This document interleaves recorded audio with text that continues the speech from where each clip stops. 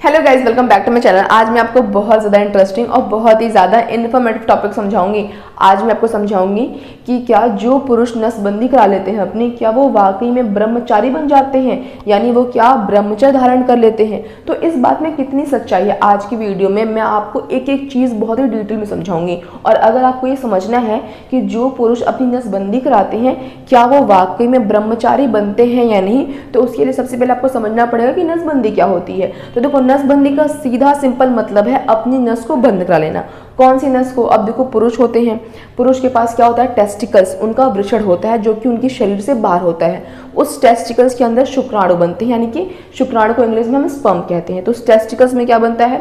Sperm बनता है, शुक्राणु बनता है। और शुक्राणु को बनने के लिए जो तापमान चाहिए होता है वो शरीर के तापमान से कम तापमान की रिक्वायरमेंट होती है, इसीलिए आपके टेस्टिकल्स आपके शरीर से बाहर होते हैं, लटके हुए होते हैं।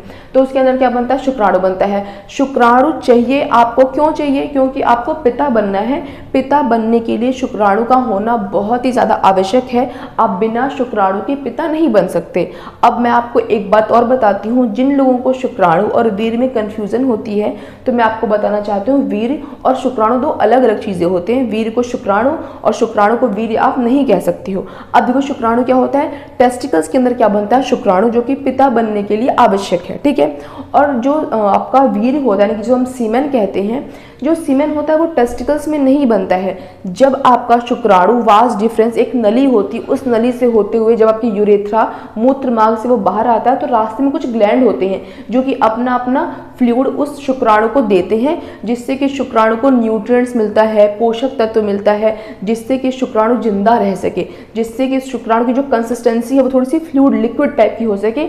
इसलिए वो क्या करते हैं? कुछ फ्लूइड ऐड करते हैं। तो वो सारे फ्लूइड और वो जो शुक्राणु वो सब आपस में मिलके क्या बन जाते हैं? वीर्य बन जाते हैं। यानी कि जब कोई पुरुष इजैकुलेट करता है, बाहर उसके जो वो तरल पदार्थ रिलीज होता है, वो तरल पदार्थ आपका सीमेन है, यानी आपका वो वीर्य है। उस वीर्य के अंदर क्या है? शुक्राणु है। अब देखो, एक जो स्वस्थ आदमी है, एक स्वस्थ हेल्दी पर्सन है, उसके जो वीर्य होता है, उसके वीर्य के अंदर शुक्राणु होते हैं, पर्याप्त मात्रा में होते हैं, वो आसानी से बच्चा प्राप्त कर सकता है। लेकिन ऐसे बहुत सारे लोग भी होते हैं जिनके वीर्य में शुक्राणु बिल्कुल जीरो होते हैं, शून्य होते हैं, उनके वीर्य में एक भी शुक्राणु नहीं है, उनको जीरो स्पर्म की समस्या हो रखी है।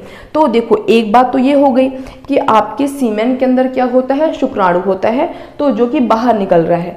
अब जब कोई पुरुष अपनी नसबंदी करा लेता है तो उसमें क्या होता है कि जो शुक्राणु होते हैं वो बनना बंद नहीं होते। सबसे पहली बात तो आपको जानना ये ज़रूरी है कि जिन लोगों को लगता है कि जब हम नसबंदी करा लेंगे तो हमारे शुक्राणु नहीं बनेंगे, शुक्राणु बनना खत्म हो जाएंगे, बंद हो जाएंगे, तो ऐसा बिल्कुल भी नहीं है। जब आप अपनी नसबंदी कराते हो, यानी अपनी उस नली को कटवा लेते हो, कौन सी नली? जो वास डिफरेंस की नली होती है, जो कि आपके शुक्राणु को आपके मूत्र मार्ग तक पहुंचाने का काम करती है। जब आप अपनी उस नली को कटवा लेते हो तो आपके टेस्टिकल्स में शुक्राणु बन रहे होते हैं वैसे ही जैसे पहले बन रहे थे। बस फर्क क्या है? क्योंकि वो नली कट करके, ब्लॉक करके सील कर दी गई है, अब वो शुक्राणु पास नहीं हो पा रहा है। और क्योंकि शुक्राणु पास नहीं हो पा रहा है, शुक्राणु भी तो लिविंग सेल है ना, सेल ही तो है जो कि एक लिविंग सेल है, तो जब वो रिलीज नहीं हो पा रहा है, आगे की तरफ नहीं बढ़ पा रहा है, उसका कोई काम नहीं है, तो वो क्या होता है? उसकी एक लाइफ स्पैन होती है, एक टाइम के बाद वो शुक्राणु मर जाते हैं। अब आपकी बॉडी में डेड सेल्स इकट्ठे तो हो नहीं सकते क्योंकि आपकी बॉडी के लिए हानिकारक है। तो जब वो मरे हुए सेल्स हैं तो उनका आपकी बॉडी में कोई काम नहीं है।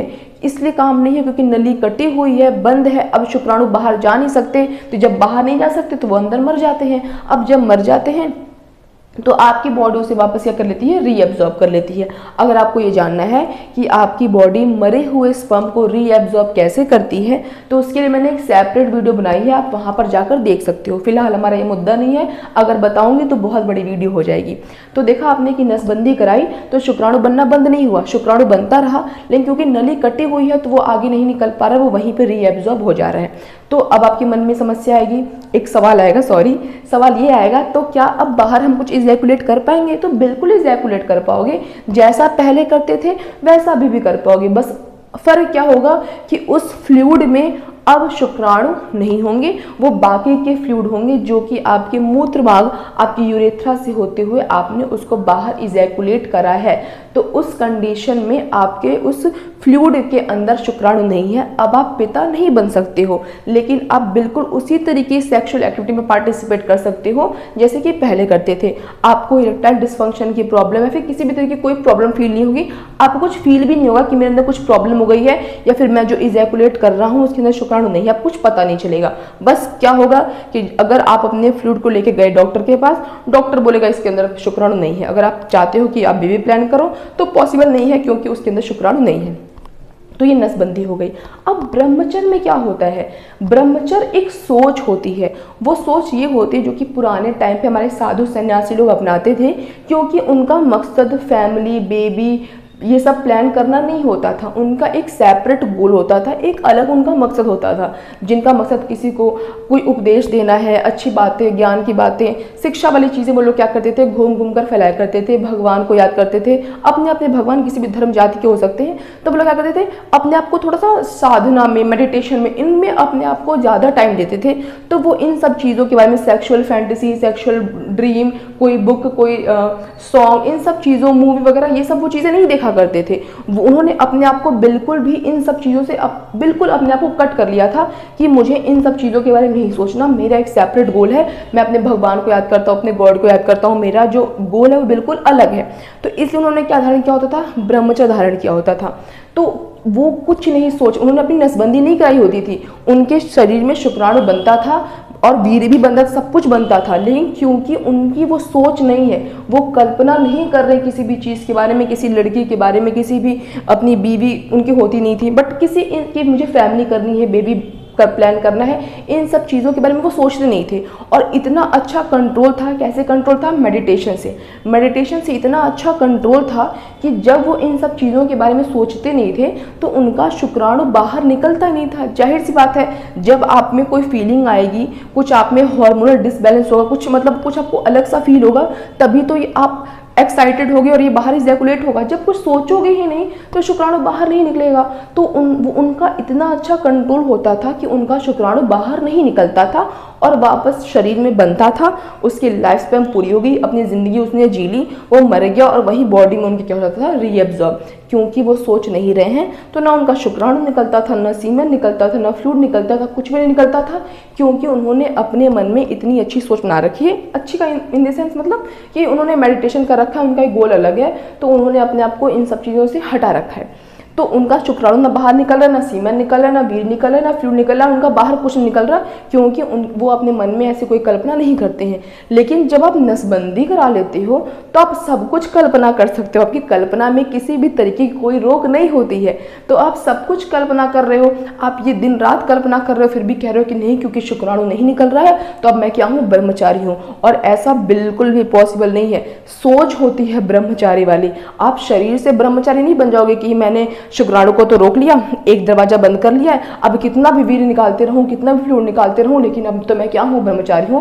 तो ऐसा बिल्कुल भी सही नहीं है। आप बिल्कुल गलत सोच रखते हो। ऐसा कैसे हो सकता है? आप सोच सब कुछ रहे हो, आप सेक्सुअल एक्टिविटी में पार्टिसिपेट कर रहे हो, सब कुछ कर रहे हो, बस अंतर क्या रहेगा कि अगर नसबंदी नहीं कराई तो बच्चा होगा, नसबंदी करा ली तो बच्चा नहीं होगा।